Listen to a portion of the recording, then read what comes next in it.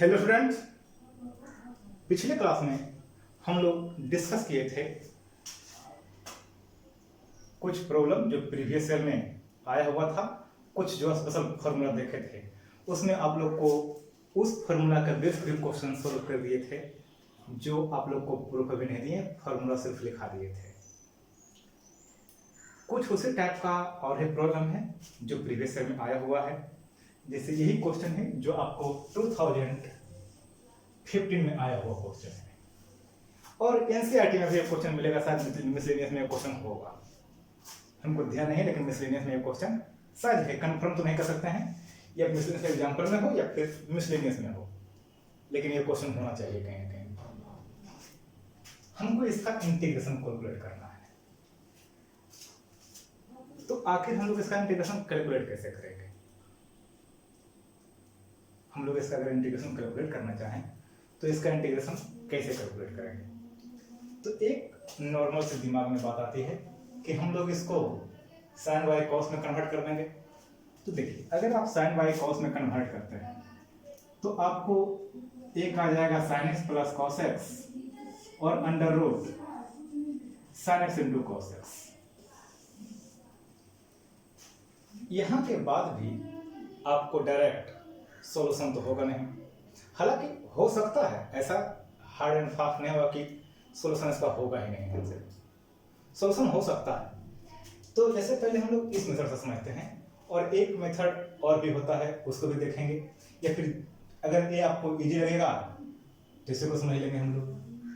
तो जैसे देखिए, हम इसको मॉडिफाई करते हैं पहले, तो sine x by root cos x plus root cos x by root sine x. LCM लेंगे हम लोग, root sine x into cos x, और यहां आ जाएगा आपको sine x plus cos x. अब इसको अगर हम मॉडिफाई करते हैं तो यहां हमको 2 चाहिए, और अगर 2 हम मल्टीप्लाई कर रहे हैं तो फिर 2 से डिवाइड भी देना होगा, मीन्स कुछ इस तरह से रखेंगे हम लोग। फिर इसको हमको sign x minus cos x के फॉर्म में ब्रेक करना होगा, तो यहां पर हमको प्लस माइनस 1 भी करना होगा। अब प्लस माइनस 1 जैसे ही करेंगे तो फिर आपके लिए अब ये इजी नहीं रहेगा, और ऐसा नहीं हम बोल रहे हैं कि होगा ही नहीं इससे। तो समझिए, अगर इसी से करते हैं तो क्या होगा कि हमको लगा कि नहीं हम इसी से करना चाहते हैं। तो पहले समझते हैं यहां sign x into cos x, 2 से मल्टीप्लाई किए और 2 से डिवाइड कर दिए, उसके बाद 1/2 ऐड कर दिए और 1/2 सबट्रैक्ट कर दिए। ये वैल्यू ले आए हम लोग पहले, तो यहां पर समझिए, तो sine x plus cos x और अंडर रूट 1/2 हम कॉमन ले लेते हैं। तो ये 1/2 तो सबसे पहले 1/2 आगे रखते हैं, उसके बाद 1/2 कॉमन लेते हैं, और 1/2 कॉमन लेने के बाद हम लोग को 1 minus 2 sign x into cos x, कुछ ऐसा वैल्यू होगा। तो देखिए, यहां पर 1/2 मल्टीप्लाई करेंगे, सॉरी यहां पर माइनस, तो माइनस 1/2 और प्लस जो वैल्यू चाहिए था वो वैल्यू हम लोग को आ गया।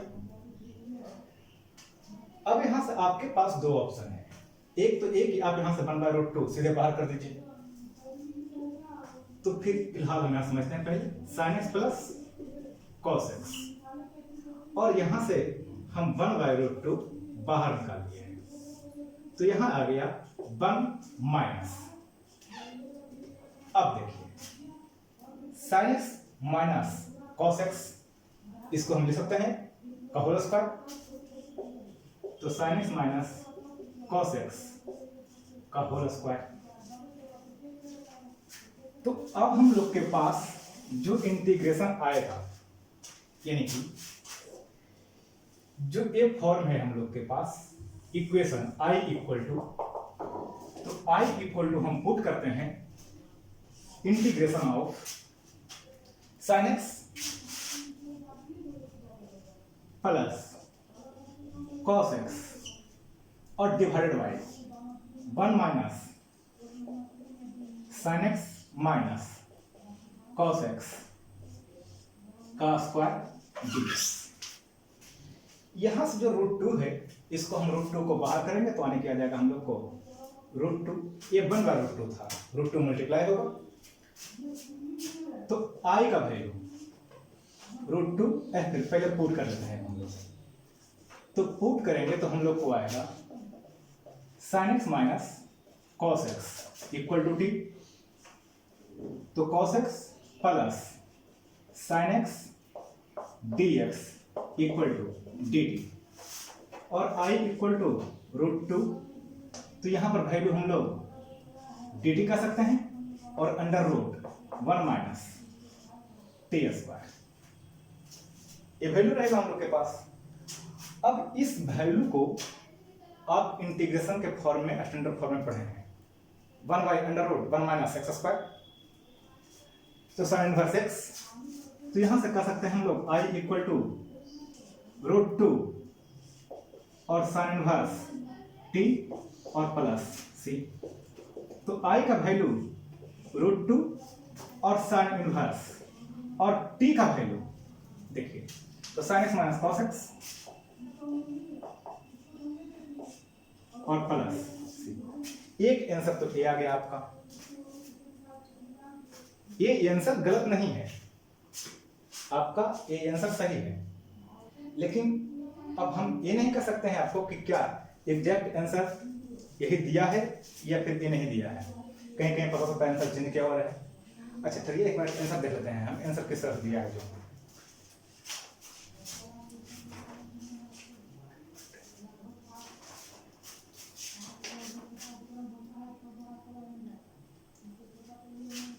आंसर इसी फॉर्म में है, तो आप लोग इसको इस मेथड से सॉल्व कर सकते हैं, कोई दिक्कत नहीं इसमें। एक मेथड इसमें और भी अप्लाई होता है और उसमें थोड़ा सा आंसर आपको डिफरेंट आएगा, वो इस तरह से आंसर आपको नहीं आएगा। आंसर एक गलत नहीं है या फिर दूसरा जो भी आंसर आएगा वो भी गलत नहीं होगा। सेकंड मेथड को हम समझ लेते हैं, आपको अगर ये अच्छा लगेगा तो आप इसको सोल्व कीजिए और एक दूसरे मेथड पर आएंगे हम लोग, तो अगर वो मेथड आपको ज्यादा कंफर्टेबल होगा तो आप उसको सोल्व कर सकते हैं। समझते हैं उस प्रॉब्लम को भी। इसका एक मेथड अगर हम और समझते हैं तो क्या होगा, देखिए √10x और प्लस √cot x, हम लोग के पास ये वैल्यू है फिलहाल। थोड़ा सा हम यहां से अगर हम cot x, tan x को या cot x को कॉमन लेना चाहें तो देखिए √10x अगर हम कॉमन लेते हैं तो हम लोग के पास आ जाएगा 1 प्लस cot x और by under root tan x, तो 1 यहां पर तो tan था नहीं तो डिवाइड हो जाएगा tan, तो 1 बाई tan मींस cot, तो cot इंटू cot, तो root cot into root cot, finally cot आ जाएगा, तो root tan x equal to 1 plus cot x, तो जो है इंटीग्रेशन हम लोग को फाइंड आउट करना है वहां यही वैल्यू पुट करते हैं, तो रूट tan x और 1 प्लस cot x dx, ये आप लोग का वैल्यू आया। अब हम लोग यहां से वैल्यू को पुट करेंगे, तो वैल्यू को पुट किस तरह से करेंगे जरा वो समझते हैं। तो आप सीधा इसी को पुट कर दीजिए, जो ही वैल्यू है सीधा आप इसी को पुट कर दीजिए। तो यहां समझने का मतलब है कि root tan x equal to हम t पुट करते हैं, यानी कि tan x equal to t square put करते हैं और tan x का dc sec square x dx equal to 2t dt, ये वैल्यू आएगा हम लोग को sec square x dx 2t into dt। अब यहां से अगर dx निकालते हैं हम तो 2t dt by sec square x.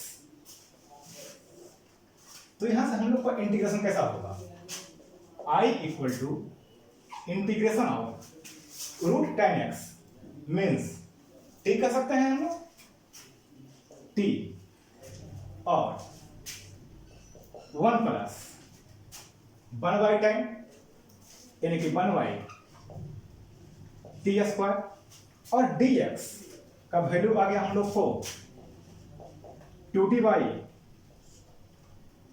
Sec square x और इंटू dx। फिलहाल अभी भी हम लोग के पास एक x है, इसको मॉडिफाई करना होगा। तो देखिए tan x equal to t square, तो sec square x equal to हम कर सकते हैं 1 प्लस tan स्क्वायर एक्स यानी कि 1 प्लस t4।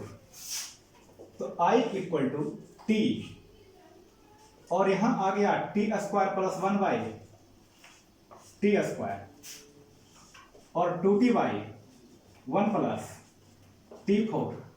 सॉरी यहां dx नहीं था dt था, यहां dt, कोई दिक्कत नहीं है। अब आप इसको कैलकुलेशन कीजिए तो आ जाएगा आपको i equal to 2t square, तो 2 कांस्टेंट है बाहर कर देते हैं हम, तो टी स्क्वायर और T square plus 1 by t square और 1 by 1 plus t4। T square से टी स्क्वायर आपका कैंसिल हो गया, तो हम लोग को यहां से क्या रह गया, i इक्वल टू 2 और dt T square plus 1 by 1 plus t4 dt और 2 T square plus 1 by t square और 1 plus t4 by t square dt। कुछ इस तरह से वैल्यू होगा आपको। अब हम इसको मॉडिफिकेशन में लेकर आ जाए, तो मॉडिफाई करेंगे तो किस तरह से आएगा, i equal to integration 1 plus 1 by t square और divided by t square plus 1 by t square dt। कुछ ऐसा होगा।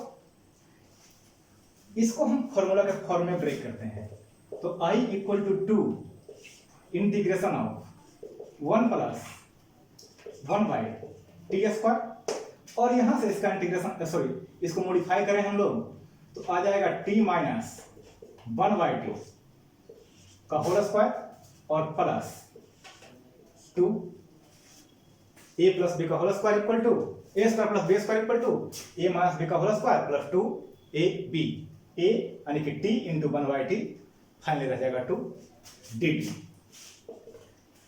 अब आप इसको फिर से जूम कीजिए, let t minus 1 by t equal to z, तो t का डिफरेंशिएशन 1 और माइनस 1 बाई टी स्क्वायर, तो यहां हो जाएगा 1 by t square dt equal to dz। तो i इक्वल टू हो गया 2 dz बाई z स्क्वायर प्लस 2। तो प्लस 2 को हम डाल सकते हैं यहां √2 का स्क्वायर, तो i का वैल्यू यहां से कैलकुलेट कीजिए तो क्या आ जाएगा 1 by x square plus a square means 1 by a tan inverse x by a, तो 1 बाई ए यानी कि 1 बाई √2 और tan इनवर्स x बाई ए यानी z बाई √2 प्लस c। अब वैल्यू पुट कीजिए z का, इसको हम यहां से इरेज कर देते हैं,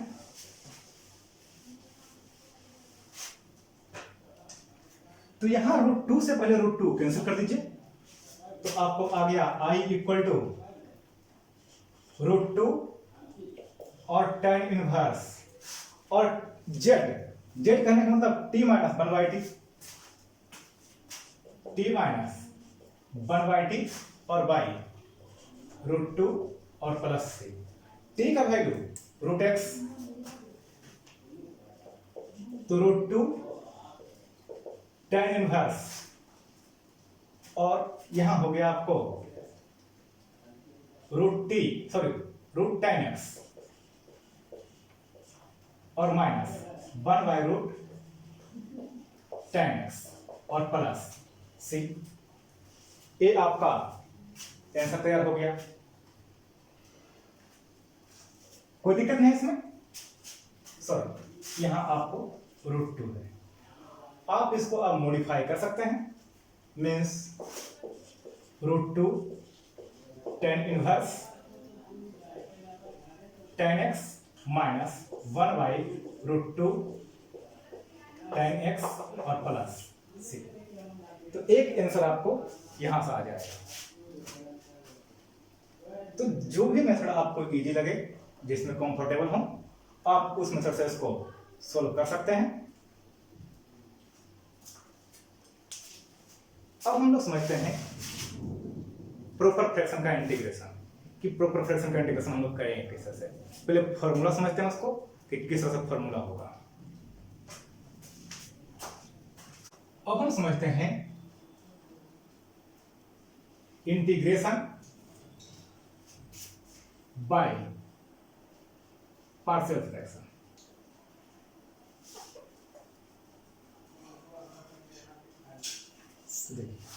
पार्शियल फ्रैक्शन होने के लिए सबसे पहले हमको चाहिए प्रॉपर फ्रैक्शन। और प्रॉपर फ्रैक्शन आप लोग बहुत पहले से पढ़ते आ रहे होंगे, अलजेब्रा के टर्म में पढ़े होंगे या फिर जनरल डिलीट के टर्म में पढ़े होंगे, फ्रैक्शन के टर्म में पढ़े होंगे, जनरली पढ़े होंगे। ये हम नहीं करेंगे कहाँ पे पढ़े होंगे आप लोग, लेकिन पार्शियल फ्रैक्शन हर जगह पढ़े आए होंगे। तो यहाँ पार्शियल फ्रैक्शन अलजेब्रिक टर्म में है। तो पहले हम समझते हैं थोड़ा सा। The fraction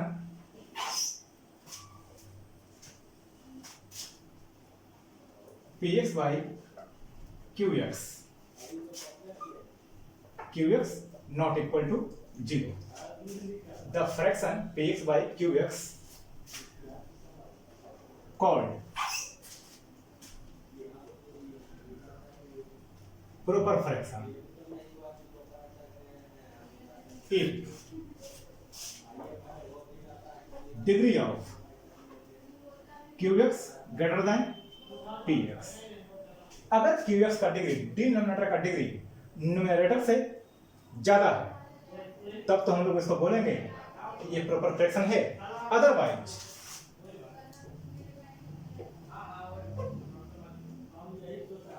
fraction is improper, और नहीं तो फ्रैक्शन फिर इम्प्रॉपर है आपका। अब यहां पर अगर हम एक सब को केयर करें तो इम्प्रॉपर होने के बाद क्या करेंगे। तो अगर इम्प्रॉपर है, इम्प्रॉपर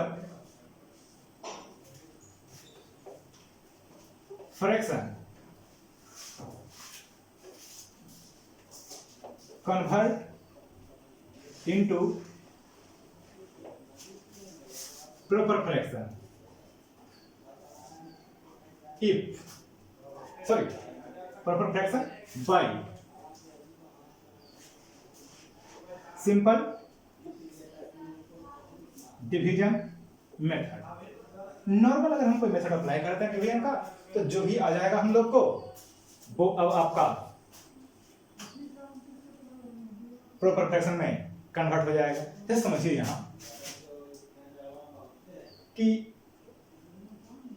25 डिवाइडेड बाई 9, तो ये फिलहाल तो अभी इम्प्रॉपर फ्रैक्शन है। तो अगर हम लोग इसको डिवाइड कर दें तो 2 होल और 7 बाई 9, या आप इसको ऐसे लिख दीजिए। अब हमको ये प्रॉपर फ्रैक्शन फॉलो हो गया। तो अगर पार्शियल फ्रैक्शन करना है तो हमको सबसे पहले प्रॉपर फ्रैक्शन लाना होगा। अब हम प्रॉपर फ्रैक्शन को पार्शियल फ्रैक्शन में कन्वर्ट करेंगे। तो अगर कहीं पर भी आपको प्रॉपर फ्रैक्शन नहीं है, यानी कि इम्प्रॉपर फ्रैक्शन है, तो इम्प्रॉपर फ्रैक्शन है तो उसको पहले प्रॉपर फ्रैक्शन में कन्वर्ट करेंगे, उसके बाद ही हम लोग पार्शियल फ्रैक्शन अप्लाई करेंगे। समझते हैं इसको।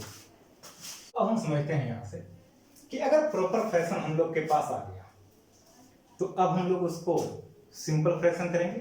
जैसे सपोज कीजिए कि आपके पास इस तरह से इंटीग्रेशन है 2x + 7 x² + 5x + 6। तो हम लोग तो नॉर्मली पढ़े हैं इसका इंटीग्रेशन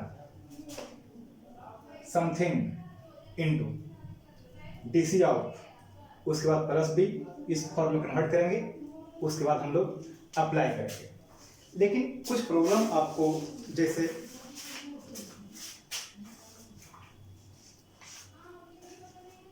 सपोज कीजिए कि आपके पास है 3x - 2 डिवाइडेड बाई x + 1 का स्क्वायर इंटू x + 3।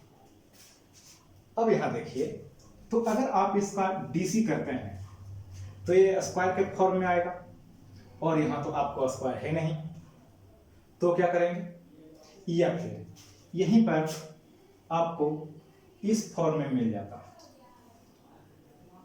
तो यहां तो हम लोग को चलिए पढ़े हैं इसको कि x² + a² के फॉर्म में कन्वर्ट कर देंगे, तो वहां से सॉल्व कर लेंगे। लेकिन इसमें क्या करेंगे, तो हम लोग इस तरह के प्रॉब्लम को सॉल्व करने के लिए पहले सिंपलेस्ट फॉर्म में ब्रेक करते हैं। उसी को ब्रेक करने का जो रूल है उसको हम बोलते हैं पार्शियल फ्रैक्शन। तो देखिए, पहले आपको फ्रैक्शन किस किस तरह से रहेगा जरा वो समझ लेते हैं। तो नॉर्मली तो हम समझते हैं ऐसा कि आपके पास px + q x + a x + b या फिर x + c, ये आपको दोनों हो सकता है, दो हो सकता है, या फिर 3 भी रह सकता है, जैसा भी हो। या फिर यहीं पर आपको ओनली सपोज कीजिए कि p है, यानी कि कोई कांस्टेंट है, और x + a x + b x + c, या फिर आप ऐसा कर सकते हैं कि आपके पास px² + qx + r, यानी कि यहां पर क्यूब है तो हम बात कर रहे हैं। तो आपके पास x + a x + b और x + c। तो हम लोग इसको ब्रेक किस तरह से करेंगे, तो देखिए, ये 3 में से किसी भी एक फॉर्म का हो, तो आप यहां a/, x + a, b/, x + b और c/, x + c। अब यहां पर हमको इसको ब्रेक करने का क्या ऐसा रूल अप्लाई हो रहा है यहां, तो देखिए, अगर इसका आप DC देखते हैं तो कांस्टेंट जो भी आएगा कांस्टेंट DC ही होगा। तो कांस्टेंट, इसका भी DC कांस्टेंट और इसका भी DC कांस्टेंट। तो हम लोग इसके DC को कांस्टेंट, तो constant y x + a, constant y x + b, constant y x + c।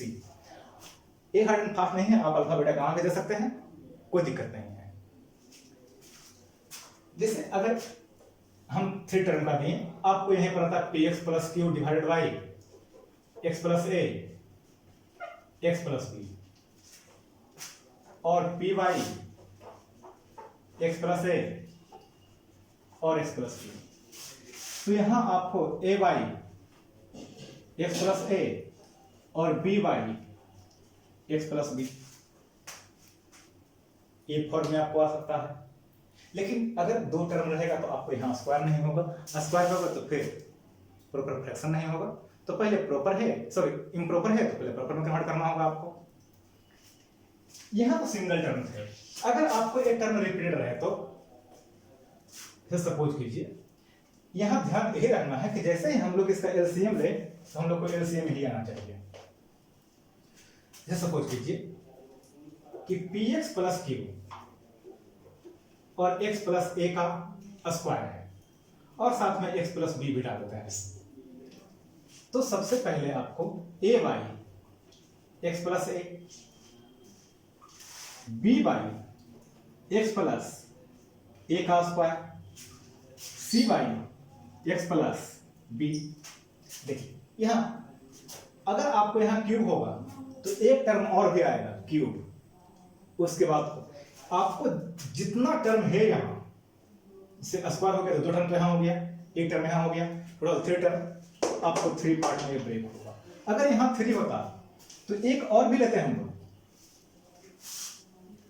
जैसा सपोज कीजिए इसी को कि px प्लस क्यू और x प्लस a का क्यूब, तो यहाँ a by x plus a, b by x plus a का square plus c by x plus a का क्यूब। हम लोग इस तरह से पहले इसमें अप्लाई करेंगे। यहां पर हम स्टैंडर्ड वैल्यू डाल दिए सर, आपको ये प्लस माइनस जो भी हो कुछ भी हो सकता है यहां। अब देखो थोड़ा सा आगे समझते हैं कि अगर यहां हमको ये तो हम सब जितना भी देख रहे हैं हमको फैक्टराइज होगा तभी ये पॉसिबल है। अगर फैक्टराइज नहीं हो रहा तो क्या करेंगे, तो देखिए